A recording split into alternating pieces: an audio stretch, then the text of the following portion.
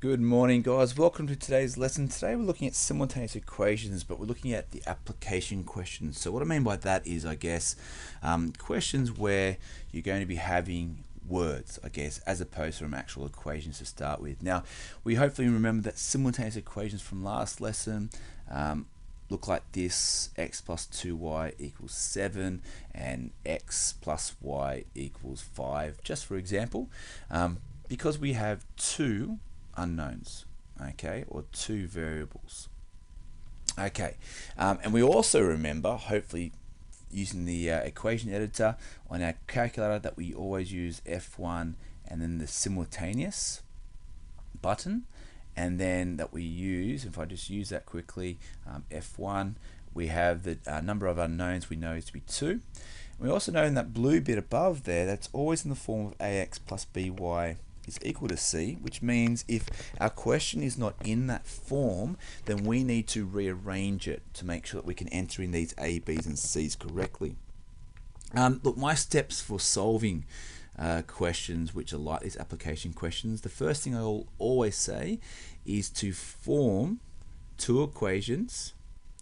So form two equations connecting the words, connecting the words. Basically, that's it. So you'll be given a whole pile of words, and you need to come up with two different equations with your x's and y's that you can then solve simultaneously. The second step, of course, is then to use your solver and to solve for x and y. And then, of course, the last step, and I think this is the most important, is answer the question. And that might seem quite obvious.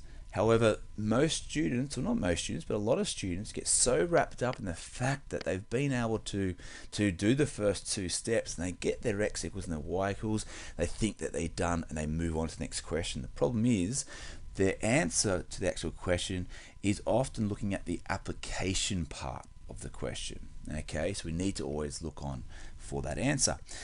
So the first one. Now again, if you would like to have a crack at this yourself, please feel free to pause it and then have a go and then check your answer. So for myself, I always like to write something like this to start with. I always like to start off with something to do with let x equal and let y equal. So the marker knows exactly what I'm letting x and y represent.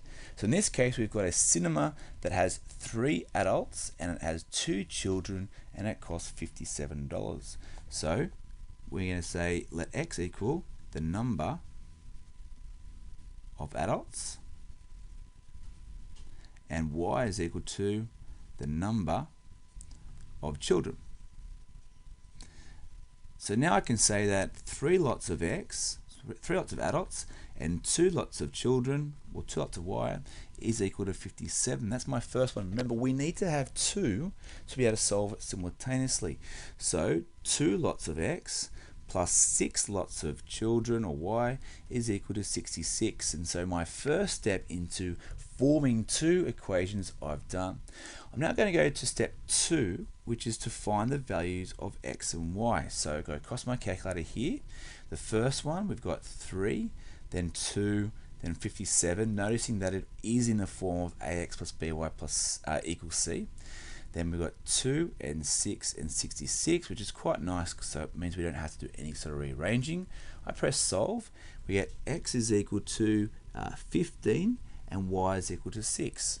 A little bit hard to see there. I'm just going to change that color so it's a little bit easier. X is equal to 15 and y is equal to 6. Now the third step, of course, is to let's answer the question. So how much does it cost per ticket for an adult and a child? Well, an adult equals 15 Australian dollars, AUD, and a children or a child, is equal to 6 Australian dollars. And then I'm going to just put a nice little box around my answer there. This would most likely be in your answer box, of course, and we've got our answer. All right, nice and easy. All right, the next question, we're going to move on. Likewise, if you would like to pause it, good opportunity to do that now and have a crack at the question. So Bunnings, this is a more challenging question, by the way. Bunnings Hardware sells a 3-litre paint can for $15 and a 5-litre paint can for £20, should I say, not dollars.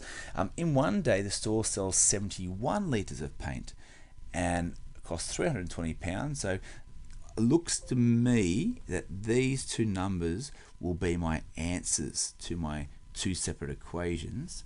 Okay, but it's asking for how many cans of paint they sell. Well, let X equal the number of, let's say, 3-litre paint cans.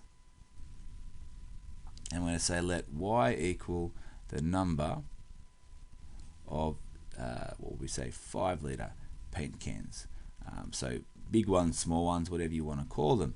So first of all, that's what we've got. So we know that we're going to start connecting the equation using these two bits of information. So we know that the 71 litres, for example, we had 10 3-litre paints, that'd be 30, 10 lots of 5-litre paint would be 50, 30 plus 50 is 80.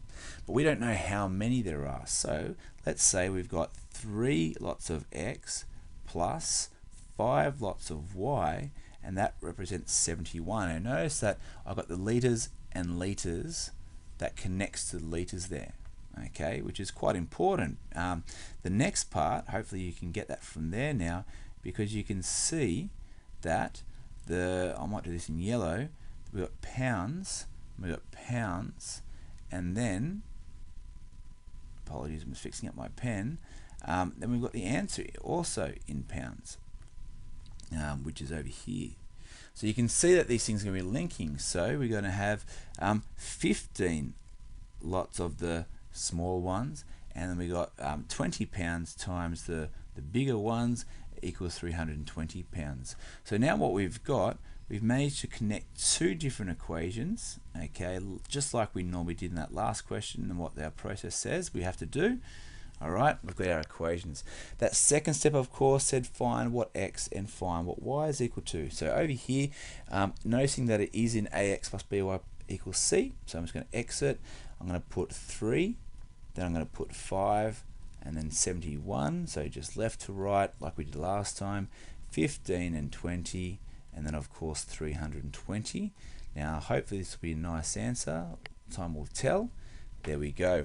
We get 12 paint cans and 7 paint cans. Now most likely if you got a decimal or a fraction you may have done it wrong. However, there are those cases that it might be correct, so just check your working if it is not a usual kind of answer. Okay, now the third part, of course, is to answer the question. How many cans of paint did they sell? Well, we've got 12 small ones, 7 big ones, which means altogether we're going to have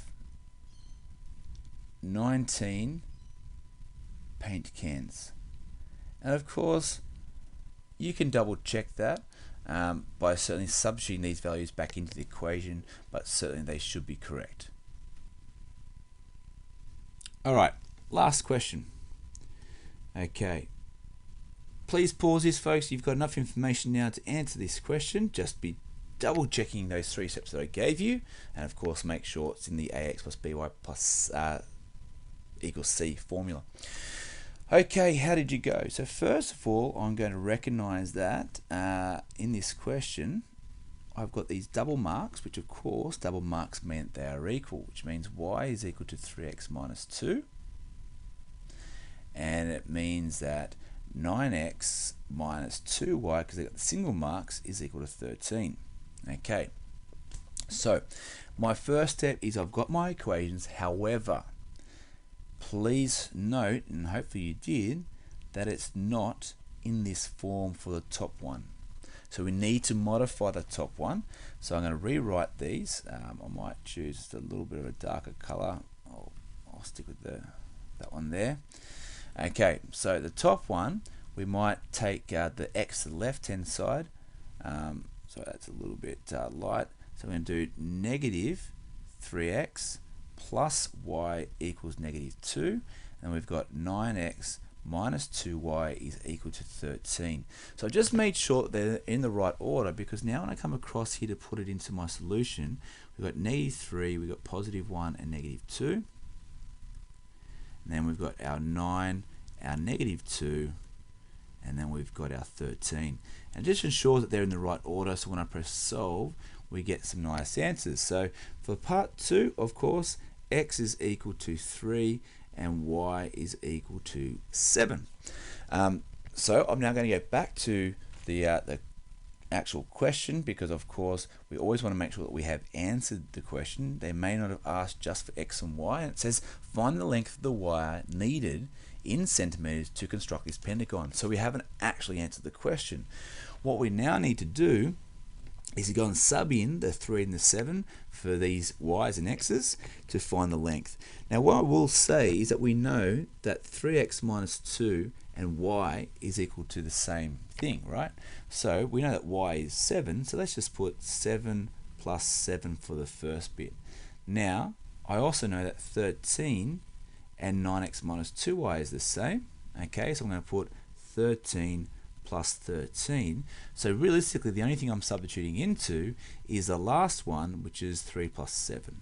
Now it's a matter of saying 7 plus 7 is 14, plus 7 is 21, plus 3 is 24, 24, then we've got 27 and 30 and 40 and 50. So we've got equals 50.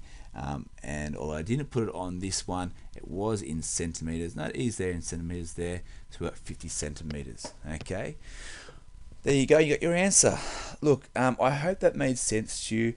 Just to, I guess, to finish off and recap, always please ensure that when you're doing these questions, that first of all, you write the equation or two equations, making sure you're connecting it from the words, and also making sure it's in the order of ax plus by equals c.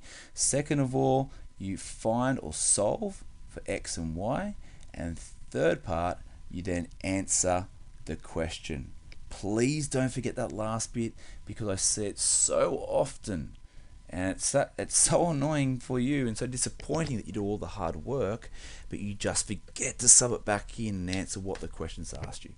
Hope that made sense, guys. That is simultaneous equations application style questions.